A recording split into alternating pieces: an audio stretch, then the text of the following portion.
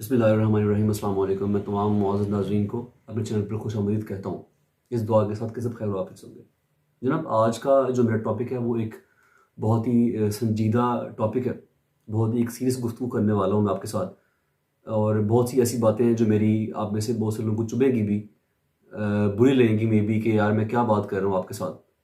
मैं कोई religious scholar नहीं हूँ, मैं कोई मौलवी नहीं हूँ, मैं कोई एक मुफक्कर नहीं हूँ, मैं एक आम सा मुसलमान हूँ। आपकी तरह, हमारी तरह हम सब गुनहगार जो लोग भी हैं, कि कभी नमाज़ पढ़ ली, कभी ना पढ़ी, कुछ गुनाह कर लिए, कुछ नेकियां कर ली। मैं एक ऐसे मुसलमान हूँ। लेकिन आज जिस टॉपिक पर मैं बात करने वाला हूँ वो है कुरान पाक की बेहुरमती। लास्ट टाइम आपको पता होगा, सबको पता चला था कि कुछ दिन पहले स्वीडन जो एक मुल्क है यूरोप का, वहाँ पर कुरान पाक की बेहुरमती की गई, कुरान पाक को जलाया गया और उस बंदे की हिफाजत भी की गई बाकायदा बाद में। यानी कि उसके ऊपर कोई मुसलमान अटैक ना करे, कोई उसको बुरा भला ना बोल दे या उसको मार ना डाले, तो हुकूमती लेवल पर उसकी जो है वो हिफाजत की गई बंदे की। अब हुआ ये था कि तुर्की, जिसको तुर्किया कहते हैं आजकल, उसने स्वीडन के खिलाफ यूएन में एक वोट नहीं दिया था, और उस वोट की वजह से स्वीडन को नुकसान उठाना पड़ा, जिसकी वजह से उन्होंने बदला ये लिया कि कुरान पाक की बेहुरमती की गई, उसको जलाया गया।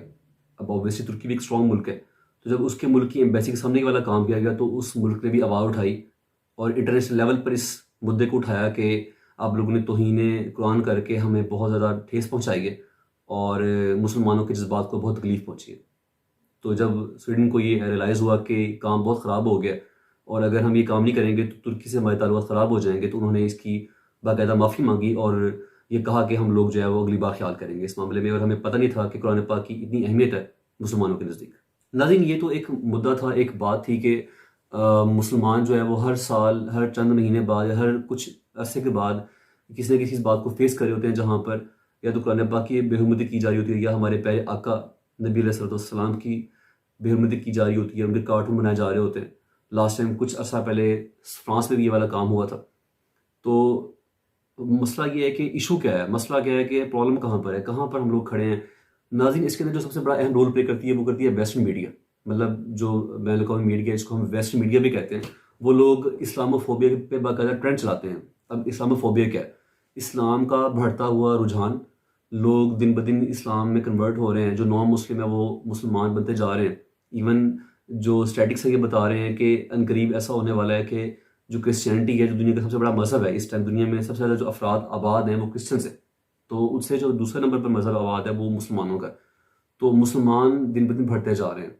अब इस चीज़ का सरेबाब करने के लिए क्या करते हैं वो लोग? करते हैं इस्लामोफोबिया का सहारा लेते हैं कि इस्लाम एक ऐसा मज़हब है जो पुरअमन नहीं है। ख़ासतौर पर 9/11 के बाद जो 9 सितंबर 2001 में अटैक हुआ था वर्ल्ड ट्रेड सेंटर पर, जिसकी बाकायदा जिम्मेदारी उस मुल्क के सदर जॉर्ज डब्ल्यू बुश ने मुसलमानों पर डाली थी कि इसको करने वाला जो काम है वो मुसलमान कर रहे हैं। यानी इसके जो बैक एंड पर लोग थे वो तालिबान थे और तालिबान मुसलमान थे। हालांकि उससे पहले जो रशिया वॉर हुई है, अफ़गानिस्तान और रशिया वॉर, उसके अंदर अमेरिका ने बाकायदा तालिबान को सपोर्ट किया था कि तुम लोग अच्छी बात है, लड़ो, हम तुम्हारा साथ देंगे। असला प्रोवाइड किया, मैन पावर प्रोवाइड की और कहा कि तुम लोग लड़ो ताकि हम लोग तुम्हारे लिए सपोर्ट तुम्हें करें और रशिया को हम हरा सकें। और जिसके बाद आप जानते हैं कि रशिया 2 टुकड़े हो गया था। इस्लामोफोबिया एक्चुअली वो अमल है जिसके ज़रिए जो वेस्टर्न मीडिया है वो लोगों के दिलों में ये चीज़ उभारता है कि जो मुसलमान है वो दहशतगर्द हैं, मुसलमान टेररिस्ट हैं, मुसलमान दुनिया जहान के वो लोग हैं जो करप्ट तरीन लोग हैं, झूठ बोलने के मामले में सबसे आगे, सच बोलने में सबसे पीछे, ईमानदारी में सबसे पीछे, बेईमानी सबसे आगे। और अगर हम देखें तो इसमें कुछ रियलिटी भी है। अगर हम अपने आप को मुवाजना कर लें तो पाकिस्तानी कौम दुनिया के उन मुल्कों में से एक है जो हज करने के मामले में पहले टॉप 2 कंट्रीज़ में से आती है, कि जहाँ पर दुनिया जहान में सबसे ज़्यादा हाजी पाकिस्तान के जाते हैं हर साल। और ईमानदारी के लेवल के ऊपर, जिसको आप कहते हैं कि सच बोलने में, इंसाफ के मामले में, हम आते हैं 136 नंबर पर। तो आप अपना अंदाज़ा खुद कर लें। फिर मैं यहाँ पर एक जनरल बात करूँ, जिसको अगर मेरी बात को पॉलिटिकल बात लिया जाए तो इमरान खान वो वाहिद लीडर है जिसने तैयब उर्दवान के बाद ये आवाज़ उठाई कि इस्लामोफोबिया जो है इससे मुसलमानों का नुकसान हो रहा है। हर साल नबी इस्लाम की शान में गुस्ताखी होती है। कोई ना कोई मुल्क ऐसा होता है जो उठ पड़ता है और उठ के हमारे प्यारे नबी कार्टून बना रहा होता है, उनके बारे में बुरा भला कह रहा होता है। तो इससे मुसलमानों के जज्बात को ठेस पहुँचती है। मुसलमान एक कम्यूनिटी है बहुत बड़ी, मुसलमानों के 52 यानी 52 ममालिक हैं जो डिफरेंट रीजन्स पर आबाद हैं और हर मुल्क में प्रैक्टिसिंग मुसलमान आबाद हैं। यानी इस्लाम वो वाहिद मज़हब है जिससे लोगों को ये तकलीफ भी पहुँचती है कि इसके मानने वाले बस मानते नहीं हैं, अमल भी करने वाले लोग हैं। तो इसकी वजह से भी इस्लामोफोबिया को बहुत ज़्यादा तकबीत मिलती है कि वो लोग कहते हैं कि जी इस्लाम जो है वो तो एक टेररिज्म का दीन है, मज़हब है अमन का, लेकिन हमने उसको अपने करतूत अपने अमाल की वजह से ऐसा बना दिया है कि लोग नॉन मुस्लिम समझें कि इस्लाम एक टेररिस्ट और दहशतगर्दी का दीन है। और जैसे मैं बात कर रहा हुआ था कि इमरान खान वो वाहिद लीडर हैं कि जिन्होंने इस बारे में आवाज़ उठाई यूएन के अंदर कि इस्लामोफोबिया से बड़ा नुकसान पहुंच रहा है मुसलमानों को। इस चीज़ की वजह से हमारे पास क्या हो रहा है कि जो लोग हैं वो इस्लाम से मुतफ़्फ़िक़ होते जा रहे हैं। तो इसके बाद जो यूएन है उन्होंने एक डे डिसाइड कर दिया, हर साल एक दिन मनाया जाएगा इस्लामोफोबिया के ऊपर, लोगों को ये रियलाइज़ करवाया जाएगा कि इस्लाम अमन का दीन है और अमन का मज़हब है। और ये कोई पॉलिटिकल बात नहीं जनाब, ये स्टेटस पढ़े में आप गूगल करेंगे तो आपको मिल जाएंगे। अब आए हमारे इस पर क्या रोल है, हम इस पर क्या रोल प्ले कर रहे हैं। जनाब पहला और मेन काम करते हैं हम पाकिस्तानी, जिसका दुनिया जहान में मजाक उड़ाया जाता है, एहतजाज करते हैं इस नाम पर कि अपनी इमलाक जला ली, रक्षा जला लिए। या जैसे देखें लास्ट टाइम कुछ हम अपने पिछले 2 साल की बात कर ले तो कम से कम 4 से 5 मर्डर ऐसे हुए जो नामूस रसालती बेस के ऊपर है। और जब बाद में उनकी रिसर्च की गई, तहकीक किया गया, तो पता लगा कि जी वो तो अपने पर्सनल उनके मामलात थे, इनको बाद में उन्होंने इस बात पर डाल दिया कि जी इस बंदे ने गुस्ताख रसूल था, ये बंदा नबी इस्लाम की गुस्ताखी की इसलिए मैंने इसको मार दिया। और उसमें एक बहुत बड़ा रोल प्ले करते हैं हमारे उलमा कराम।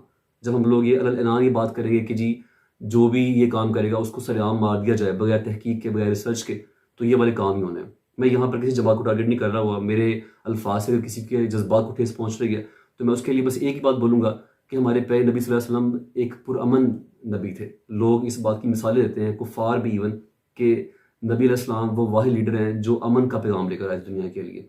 तो अगर हम अपने नबी अलैहि सलाम के अखलाक को, जैसे मैंने प्रीवियस वीडियो में बताया भी था, कि उनके अखलाक को प्रमोट करें, उनकी अच्छी बातों को प्रमोट करें, बजाय ये कि हम ये कहने कि जी हम ऐसा एहतजाज करें जिसमें हमारे ही अपनी इमलाक को नुकसान हो रहा हो, किसी और की चीज़ जला के, गाड़ी जला के, इमलाक को तोड़ के, और हम बोल रहे हो कि मैं बहुत बड़ा आशिक रसूल हूँ।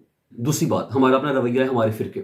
आप देखें हमारे फ़िरके, जो बंदा फ़िरके में पड़ा हुआ है, जो बंदा भी इस चीज़ पर कबूल है कि जी मेरा ये वाला फ़िरका है, वो चाहे देवबंदी हो, अहले हदीस हो, शिया हो या बेलवी हो, हर बंदा इस चीज़ पर मजबूत है कि जी जो मैं कर रहा हूँ वो सब सही है, बाकी सब गलत है। इवन हम लोगों ने कुफ़ार और मुशरिक और गुस्ताखी के लेबल लगाए हुए हैं हर फ़िरके के लिए कि भाई मैं जो कर रहा हूँ वो सही है, जो दूसरा वाला फ़िरका कर रहा है वो गलत है, वो गुस्ताख है, वो अल्लाह ताला के नबी का जो है वो नाम मानने वाला है और तौहीद से नाबल्द करते हैं, उसको मुशरिक कह देते हैं या काफिर कहते हैं। और अपना चेहरा ये है कि हम लोगों ने कुरान पाक को सिर्फ गिलाफ पर ढांप के रखा हुआ है। हम लोगों के जो मस्जिदें हैं वहाँ पर ही कहा जाता है, हमारे उलमा बहुत से ये बात कहते हैं कि जी कुरान पाक को डायरेक्ट ना पढ़ो गुमराह हो जाओगे। अगर ये बात हमें कोई नॉन मुस्लिम आके बोले, यहूदी या काफिर बोले कि भाई अगर तुम कुरान पाक पढ़ोगे तो गुमराह हो जाओगे, कुरान पाक जो है वो तुम्हें समझ नहीं आएगा, तो हम तो उसको जान से मार देंगे कि यार तुम मेरे जो है वो नबी पर जो किताब नाजिल हुई है, जो मेरी अवलीन तरजीह है होनी चाहिए, उसको तुम कह रहे हो कि इसको पढ़ूंगा तो गुमराह हो जाऊंगा। और हमारे मस्जिद का मौलवी ये बात बोले तो हम कहते हैं सुभान अल्लाह मौलाना साहब, बहुत अच्छी बात कर रहे हैं आप, ठीक है। और आपको कहानी ये कराएंगे कि जी इसमें बहुत से अल्फाज हैं जो आपको समझ नहीं आएंगे, आप उससे नाबल्द हो जाएंगे, आपको वो प्रॉपर्ली क्लियर नहीं होंगे। तो सर उसके लिए उलमा बैठे हुए हैं ना, आप कुरान पाक पढ़ें, उसको जाके उलमा से पूछें जो समझ नहीं आ रही। एक बात बताएं, हमारी पहले सूरह का नाम है सूरह फातिर। इसके अंदर देखें कि एक आयत है जिसका नाम है इय्याका नअबुदु व इय्याका नस्तईन। हम सब जानते हैं कि इसका मतलब क्या है कि या अल्लाह हम तेरी ही बात करते हैं, तुझसे मदद मांगते हैं। मुझे पता है इस आयत को पढ़ने के बाद हमें किस चीज़ के पास या किस बंदे के पास जाने की ज़रूरत है कि हमें समझ नहीं आ रही कि हमें कहाँ से गुमराह कर रही है। या अगर हम कहते हैं कि जी आप स्टार्ट कर लें कुरान पाक को और एंड तक ले जाएं, आपको बहुत सी बातें ऐसी मिलेंगी। जैसे आप देखिए सूरह यूसुफ देख लें, सूरह यूसुफ के अंदर क्या कौन सी ऐसी बातें, आप उसको पढ़ के देखें, आपका ईमान ताज़ा हो जाएगा कि कैसे यूसुफ अलैहिस्सलाम ने अपनी इज़्ज़त बचाई जुलेखा के हाथ से, किस तरह अल्लाह ने उनको अरूज दिया और कैसे उन्होंने दुनिया को बताया कि अल्लाह ताला वाहिद ला शरीक है। ऐसी कौम पर वो आए थे जहाँ के लोग बुतों की पूजा करने वाले थे और बाद में उन्हीं की तालीमात से वो मुसलमान हो गए और पूरा का पूरा मिस्र जो है वो मुसलमान हो गया। तो आप देखेंगे ये चीज़ें जो है ना, ये अब हम लोगों ने क्या किया होता है, हम लोगों ने ये किया होता है कि जी जो कुरान पाक जितना प्यारा लिखा होता है, इवन तर्जमे वाला लिखा होता है, उस पर उतना ही डबल गिलाफ चढ़ाते हैं ताकि उसको रखते हैं कि अगर हम उसको उठाएंगे, पढ़ने की कोशिश करेंगे तो हमें घबराइए हो कि यार अब इतना बड़ा गिलाफ उतारना पड़ेगा। मैं समझता हूँ और मैं ये सजेशन देना चाहता हूँ कि जिस तरह हमारे मुल्क का कानून है कि अगर कुरान पाक के अंदर कोई गलती होगी, कोई ज़ेर ज़बर पेश की, तो वो वापस भेजा जाएगा और ये जुर्म है कुरान पाक ऐसा छापना जिसके अंदर हमारी मिस्टेक्स हो। तो मैं समझता हूँ कि ये भी बाकायदा गवर्नमेंट को ये बनाना चाहिए कानून कि कुरान पाक ऐसे छापें जो तर्जमे के साथ हो। बगैर तर्जमे वाला कुरान पाक छापना एक ऐसी नेशन के लिए जिसकी 99% आबादी अरबी से नाबल्द है, अरबी को जानती भी नहीं है, हमें वर्ड ही नहीं पता कि अरबी वाले कौन से हैं, तो उनके लिए कुरान पाक सिर्फ अरबी में छापना बगैर तर्जुमे के, ये बहुत बड़ी ज़्यादती है हमारे साथ जनाब, और इससे बड़ी ज़्यादती हमारे उलमा कराम करते हैं। तो इसमें यह है कि अपना अपना रोल प्ले करें हम लोग, हर इंसान, हर जो है, हम अपना एहतजाज ऐसा रिकॉर्ड करें कि एम्बेसी के बाहर जाएँ या किसी भी जगह पर जाएँ जहाँ पर लोगों को पता लगे कि भाई मुसलमान कुछ काम कर रहे हैं। हम क्या करते हैं, हम हेट स्पीच करते हैं अपने एहतजाज के अंदर।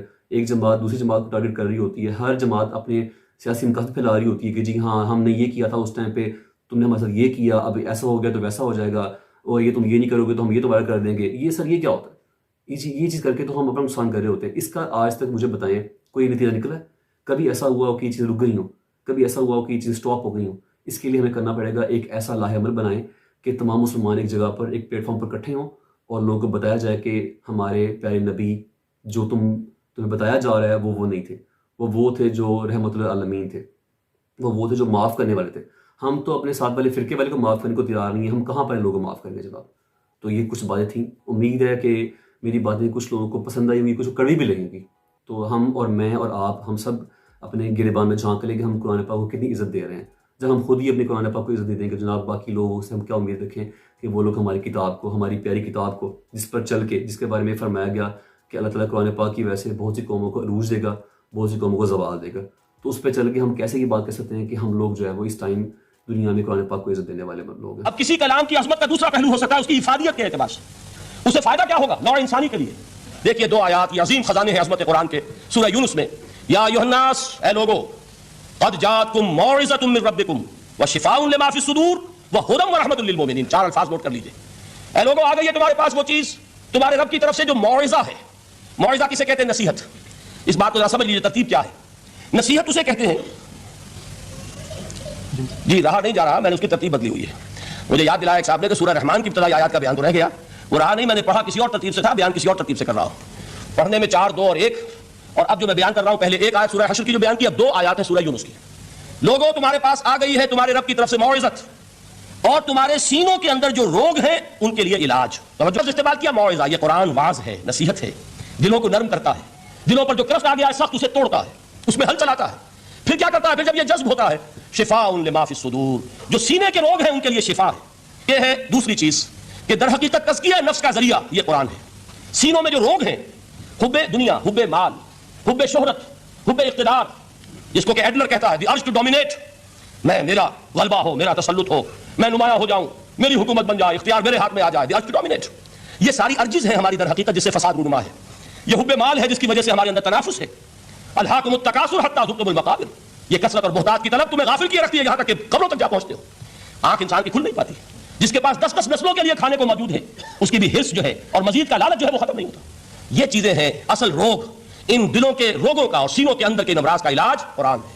या अय्युहन्नास क़द जाअतकुम मौइज़तुम मिन रब्बिकुम व शिफ़ा। जनाब, अगर मेरी वीडियो पसंद आई तो लाइक कर दें और शेयर कर लें, चैनल को सब्सक्राइब कर दें। जज़ाकल्लाह, अल्लाह हाफ़िज़।